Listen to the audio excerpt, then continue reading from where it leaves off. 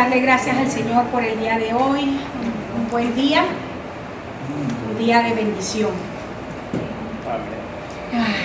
Un tiempo de revelación especial. Señor, te doy gracias en esta noche, Señor, porque tu amor y tu bondad sobre nuestra vida es impresionante. No alcanzamos a entender la magnitud de tu obra, Señor. Pero te pedimos por tu Espíritu Santo que tú te reveles a nuestras vidas, Señor, y podamos conocerte en nuevas dimensiones. Que en esta noche, Señor, tu palabra en nuestras vidas sea verdad. Tu palabra, Señor, traiga a nuestras vidas una convicción profunda de cambio para ser como tú eres. En el nombre de Jesús, gracias. Gracias porque tú eres maravilloso y eres lo mejor que ha pasado en nuestras vidas. Te bendecimos en el nombre de Jesús. Amén. Ok. Vamos a revisar un poquito de lo que hablamos la semana pasada. La semana pasada fue una clase intensa y la verdad que cada día yo aprendo. Estaba estudiando un poquito esto y avanzando en la fiesta de primeros frutos y wow. Yo digo, realmente la revelación es progresiva, uno nunca deja de aprender.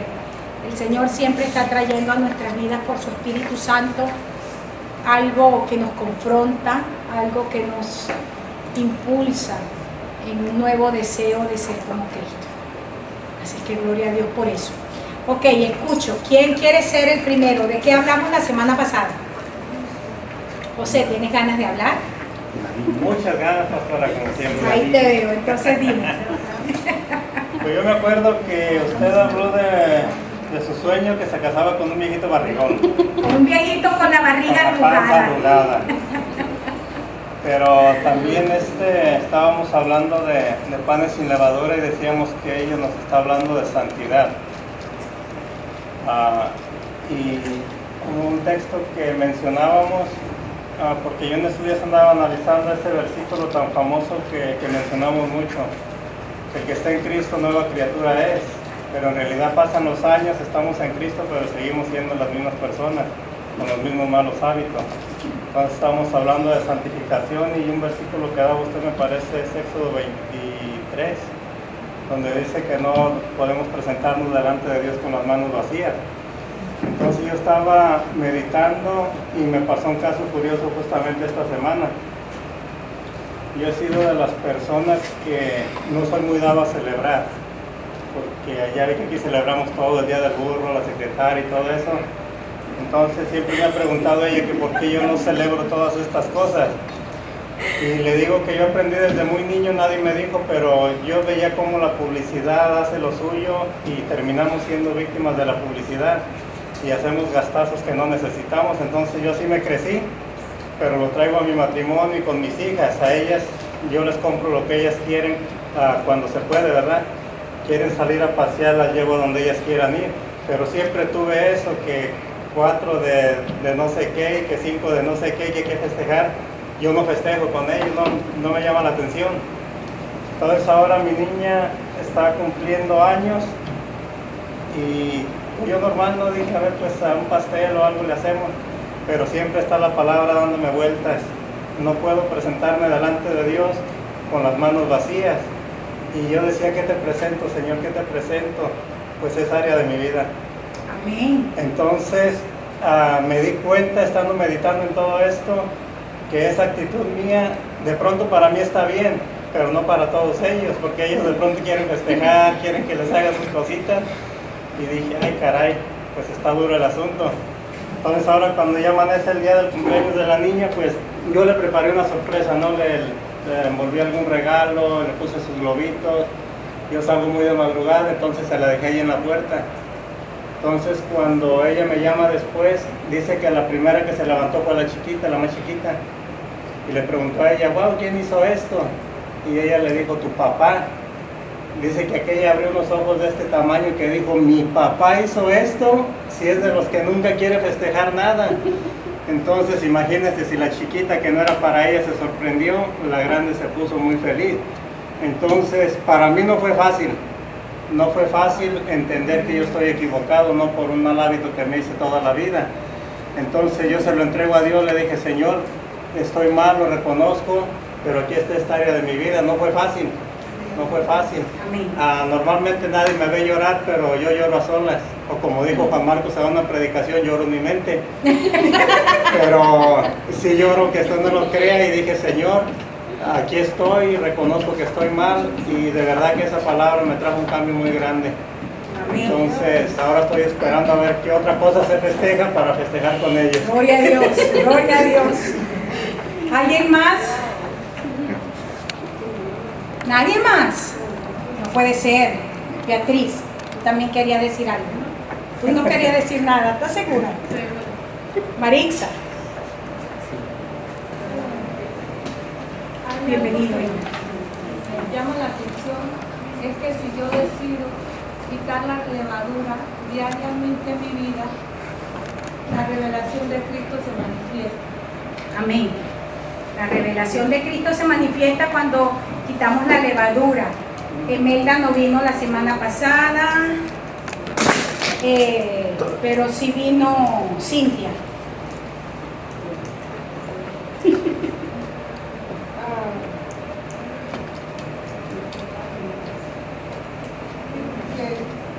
A veces uno ofrece ofrendas defectas y que el Señor nos ha bendecido grandemente para ser bendición para otros. El Señor nos ha bendecido para nosotros ser de bendición. Y esa frase la completaba diciendo que nosotros traemos al Señor una ofrenda que es acorde a la sustancia interna que tenemos. La única fiesta, para retomar ese punto, que eso es donde todos están hablando, es que la única fiesta de Israel que no especifica la ofrenda, lo que se va a traer, es la fiesta de panes sin levadura. Pero sí dice que no podemos venir con las manos vacías. Ahí lo tienen en su material. Pero la palabra que utiliza ahí, que es la palabra reikam, como les decía, lo que quiere decir es que no vamos a venir como vagos, habiendo hecho una obra inefectiva. Por el contrario, la palabra tiene la implicación de que lo que vamos a entregar es directamente proporcional a las cosas que Dios me ha entregado: habilidades, tiempo, recursos naturales, financieros, personas, tiempo. Dios ha entregado cosas a nuestra vida, Dios ha traído cosas a nuestra vida, y lo que yo le doy tiene que reflejar lo que Él ha sembrado en mi vida.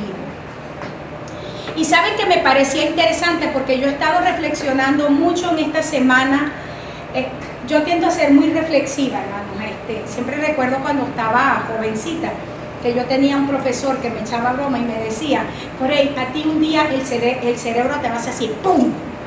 Porque yo siempre he sido muy reflexiva, siempre me ha gustado pensar mucho sobre lo que se dice, sobre lo que la gente hace, soy bastante observadora, y después entendí a lo largo de los años que eso es parte de los dones proféticos. Es imposible llamarnos personas con dones proféticos y ser despistados. No se puede. Seremos despistados para lo malo, pero en general vamos desarrollando esa capacidad para ir uniendo una cosa con la otra, frases sueltas, actitudes, movimientos, porque nos hacemos muy reflexivos de todo. Y en esta semana estuve reflexionando muchísimo acerca de las oportunidades de Dios para nuestras vidas, como familia, como iglesia, pensando en que en Dios nada es fortuito. El Señor todo tiene propósito, todo responde a algo que los tiempos en el Señor son perfectos, que no llegan así porque, ¡ay, llegó el tiempo! No, sino que todo, así como la lluvia no llega de manera fortuita, sino que se unen bien, corrientes de viento frías, calientes, unas suben, otras bajan y se encuentran en ciertos lugares, se van llenando las nubes. Así mismo son las bendiciones y las oportunidades de Dios en nuestra vida. Hay una confluencia de cosas en el mundo natural y el mundo espiritual que resultan en puertas de oportunidades. Y pensaba, Señor, ¿será que para este momento la sustancia interior, lo que yo tengo, mi sustancia, responde a la puerta de oportunidad? Estoy realmente, realmente machea, como decimos aquí en el Spanglish, realmente responde lo que yo he desarrollado en ti a lo que tú estás abriendo. Eso es no venir con manos vacías. Que cada oportunidad de Dios en nuestra vida nosotros podamos enfrentarla, porque Dios nos ha llevado por un proceso natural, espiritual, emocional. Hemos logrado unir y capitalizar en el Señor nuestras experiencias buenas, nuestras experiencias malas, nuestras lágrimas de tristeza con nuestras lágrimas de gozo. Hemos logrado capitalizar y hemos logrado poner en el Señor las cosas, y entonces ahora respondemos a las oportunidades. Todo eso yo estaba pensando y decía, más que nunca, si hay un tiempo como hoy, o sea, donde tenemos que responder a panes sin levadura, es ahorita. ¿Cuál es la levadura? Y hoy vamos a ver dos aspectos, porque hoy vamos a terminar panes sin levadura. Vamos a ver dos aspectos importantísimos, hermanos, que nos va a abrir a una dimensión diferente de lo que es, primero, la dinámica del cuerpo de Cristo, y en segundo lugar, dos cosas que son una levadura que tenemos que erradicar de nuestras vidas, de nuestras familias, de nuestra congregación, y en el nombre de Jesús ser instrumento para que se erradiquen de nuestras naciones. Como nosotros, nosotros iniciamos en la clase pasada el hecho de que hoy el pan sin levadura, porque Cristo es el verbo que se hizo carne. Pablo nos decía ahora ustedes son el cuerpo de Cristo. Hoy nosotros somos el pan sin levadura. Y yo les decía en la clase pasada, el pan sin levadura que nuestras naciones necesitan. Y erradicar de nuestras vidas la carnalidad, por ejemplo, el legalismo fariseico, erradicar de nuestras vidas la hipocresía. No es tan fácil como parece. No es un proceso de que hoy yo digo, tengo estas cosas en mi vida y ya, mañana me las quité. No es tan fácil así. En alguna oportunidad o en varias oportunidades yo he dicho cosas como estas, cuando yo hablo de reforma de la iglesia, cuando yo hablo acerca de ir en contra de paradigmas religiosos en nuestra vida. Me gusta hacer la acotación de que yo no estoy hablando como algo externo a mi vida, sino como alguien que, habiendo nacido en el Señor, habiendo crecido en la iglesia, yo misma he tenido que luchar para cortar de mi vida cosas que han impedido que el Espíritu Santo se mueva con poder y con autoridad en muchos momentos de mi vida. Porque yo misma soy el resultado, ¿verdad?, de muchas corrientes doctrinales dentro de la iglesia, y he tenido que luchar, y todavía sigo luchando con cosas que sé que impiden que el Espíritu Santo se mueva con poder. O sea, ¿por qué quiero que usted tenga esto en mente? Porque cuando recibimos la enseñanza, pensamos que la enseñanza es para, y entonces me pongo a pensar y empiezo a visualizar gente, ay, para la hermanita tal, o para el hermanito tal, o para mi esposo. Esto está buenísimo para mi esposo. ¿Sí me está entendiendo? Yo inmediatamente empiezo a sectorizar la enseñanza y a creer que es para otro, pero resulta ser que la palabra de Dios, que es viva y eficaz, tiene que venir a mi vida. Que la única manera de que la palabra sea efectiva es que primero hace una obra en mi vida, circuncida mi vida, opera en mi vida de tal manera que entonces cuando empieza a salir, la autoridad no es producida, como les decía en la clase pasada, porque tengo una posición de pastor, sino porque tengo una posición en Cristo.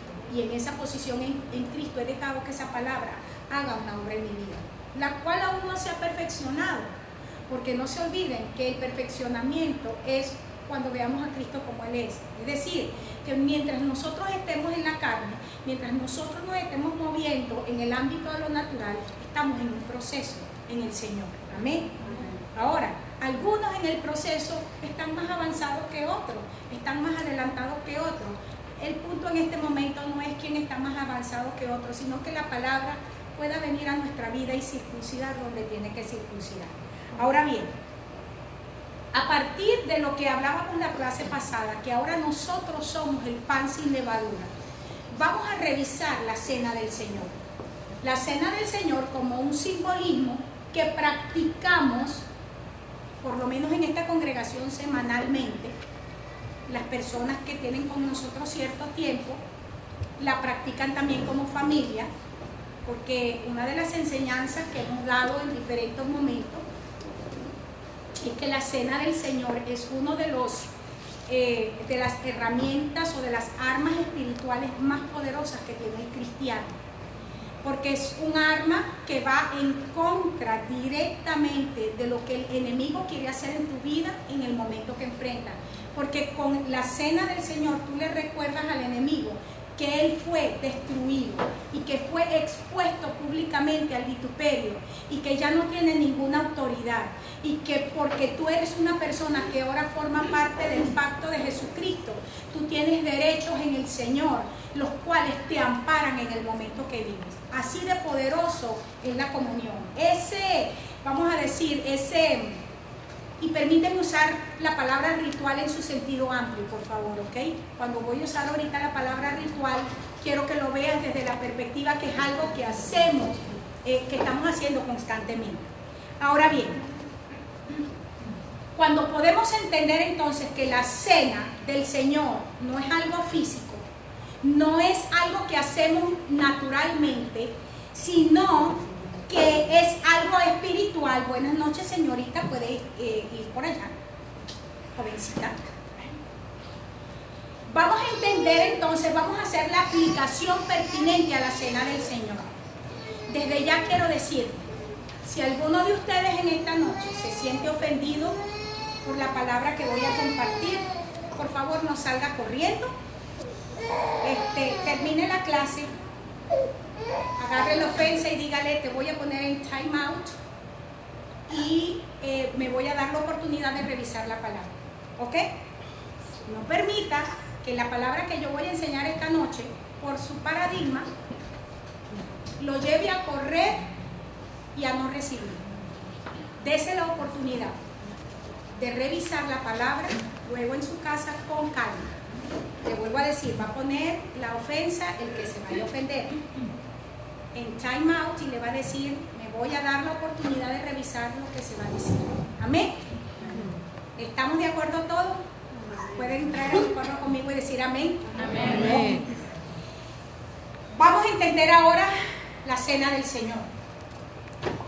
Cuando el apóstol Pablo, ya leíamos este verso y nuevamente lo vamos a revisar ahorita, cuando el apóstol Pablo en la carta a los Corintios empieza a decirle: lo mismo que yo recibí del Señor es lo que ahora yo les voy a dar a ustedes como una institución, les voy a dar una instrucción para que quede establecido.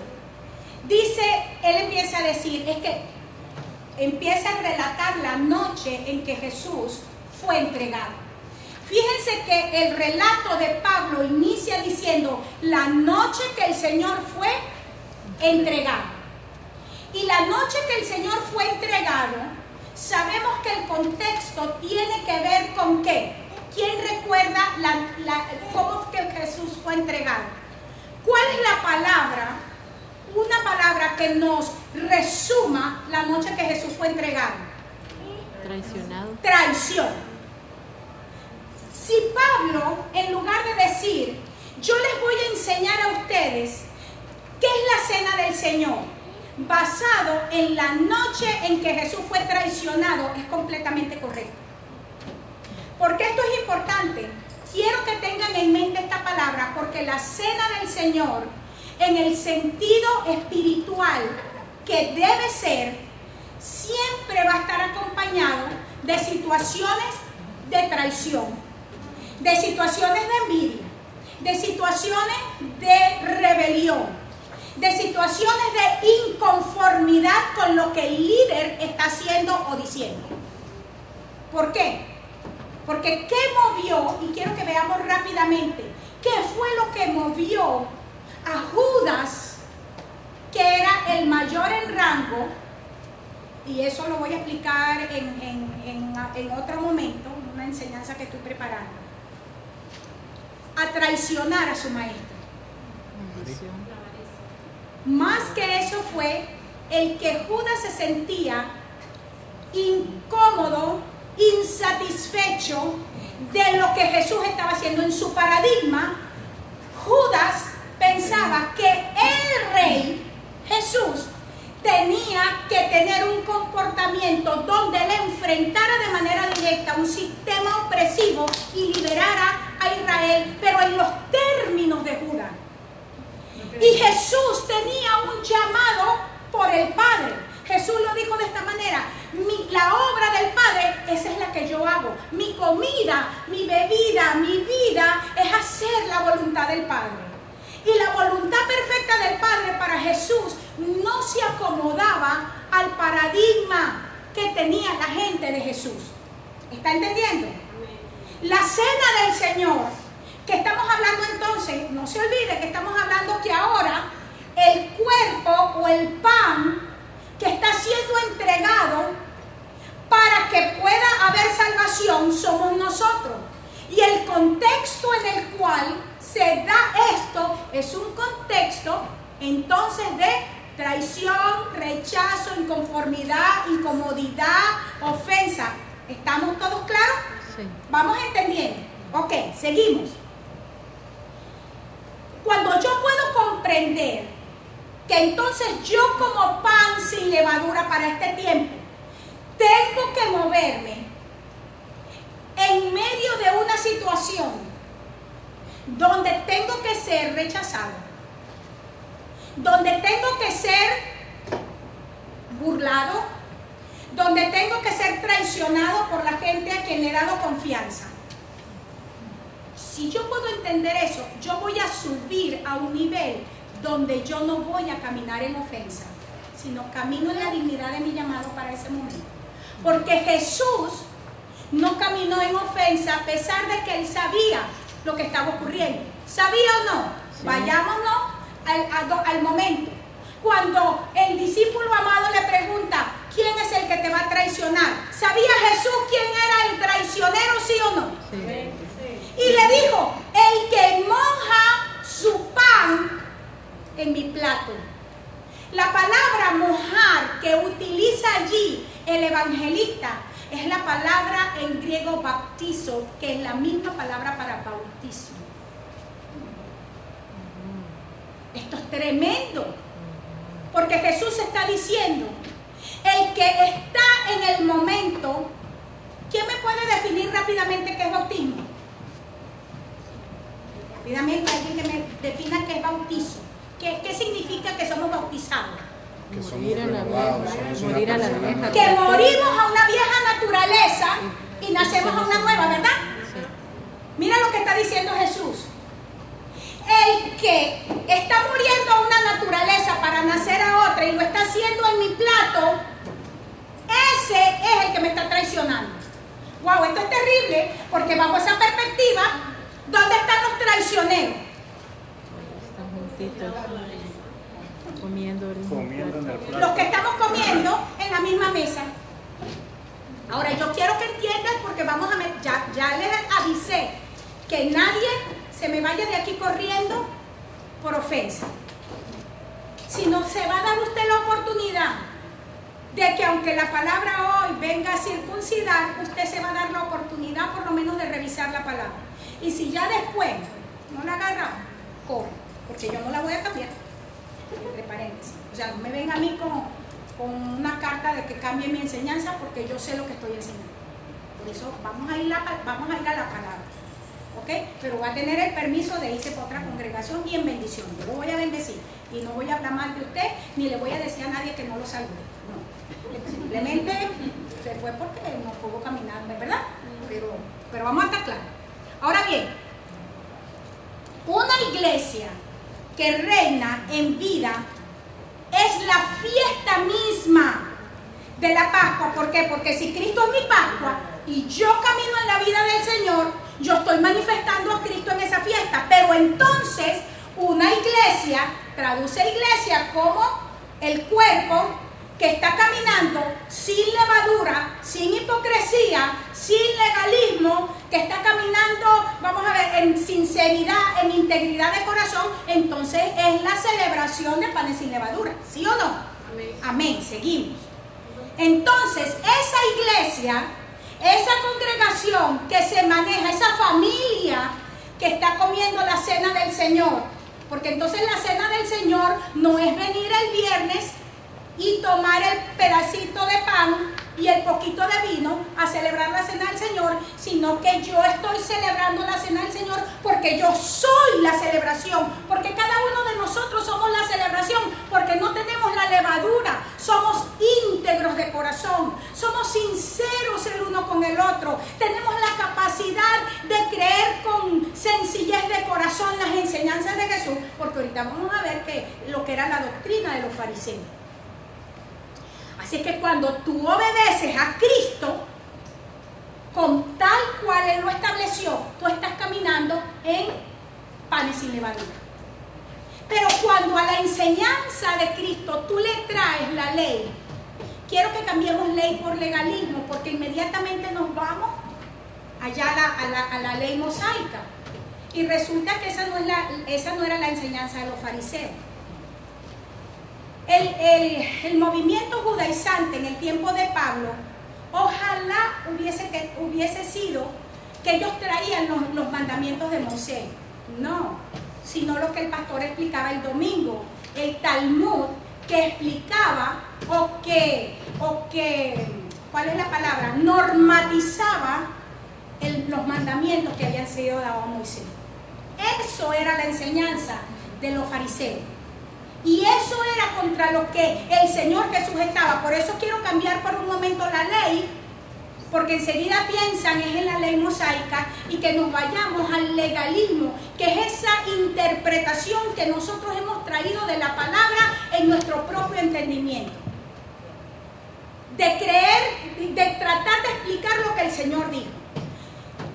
No te olvides esto, la Biblia se explica a sí misma. La exégesis bíblica que tiene que utilizar cosas externas para explicar la palabra no es Dios. La Biblia siempre se va a explicar a sí misma. La simbología bíblica tiene su explicación en la misma Biblia, no afuera. Los números bíblicos tienen su significado dentro de la misma Biblia, no afuera.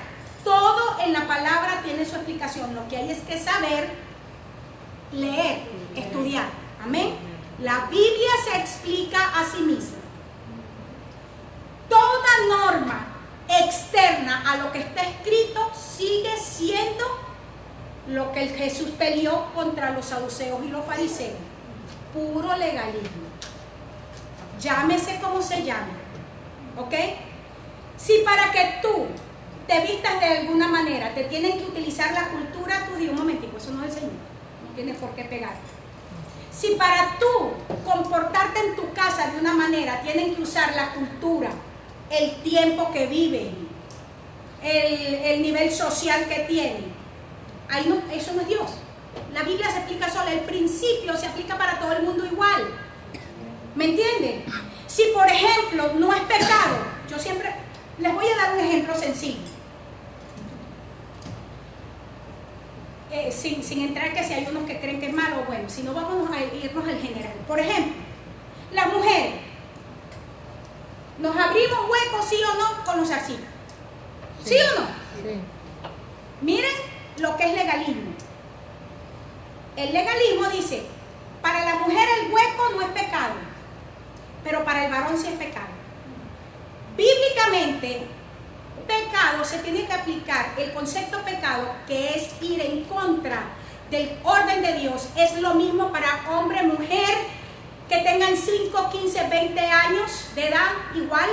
No importa si vivieron hace 300 años atrás o van a vivir 500 años adelante, porque la Biblia no envejece. Dios es ayer, hoy y siempre. Amén. No se hace pecado porque cambió el tiempo, no se hace pecado porque cambió la cultura. Si no se puede aplicar igual a todas las edades, a todos los tiempos, a todas las culturas, no es principio bíblico puro. ¿Entiende lo que estoy diciendo? Amén. Claro, la gente viene y me dice, no, pastor, usted tiene que estar equivocada, porque a mí me enseñaron en mi país que el hombre que tiene el hueco en la oreja, bueno, vámonos entonces al tiempo de antes de Cristo, el que tenía el hueco en la oreja era el esclavo por corazón, y es el que el Señor dice que era el dulos, era el esclavo más bajo, y que después decía, yo me quedo como esclavo amando a mí, porque cuando venían jubileos que tenían que soltarlo, el esclavo podía decidir si quería seguir sirviéndole a ese amo. ¿Y cuál era la marca? Que agarraban y le pegaban la oreja a la puerta, es decir, le hacían el hueco aquí y él aceptaba seguir a ese amo por amor, a ese señor por amor. Y ese es el esclavo que el Señor dice que se ama. Entonces, si se usaba ya y no era pecado, si el Señor utilizó a José a pesar del tatuaje que llevaba, porque estaba en la corte egipcia y se tenía que tatuar la ceja, y el Señor no lo vio que era gay, que era extraño, y lo pudo usar igualito para hacer lo que tenía que hacer a nivel profético, quiere decir, entienda lo que estoy hablando, le dije que si usted se ofendía se me queda hasta lo último. No apliquemos cosas que son culturales. Nosotros venimos de una cultura, los latinos, donde si un muchacho se hace un tatuaje es porque es de ganga, porque es ganguero, ¿sí o no? Pero entonces nosotros lo aplicamos que es pecado, porque en la Biblia dice, no tatuarás tu cuerpo por los muertos. Ok, esa es la frase, por los muertos. Pero pregunto, tatuar el cuerpo por los muertos, aplíquelo a lo espiritual. Una mujer que hasta el día que se muere llora por el marido, se tatuó el corazón con el muerto, más nunca vivió. ¿No es lo mismo? Sí. Pregunto. Sí. ¿Verdad que sí? Sí.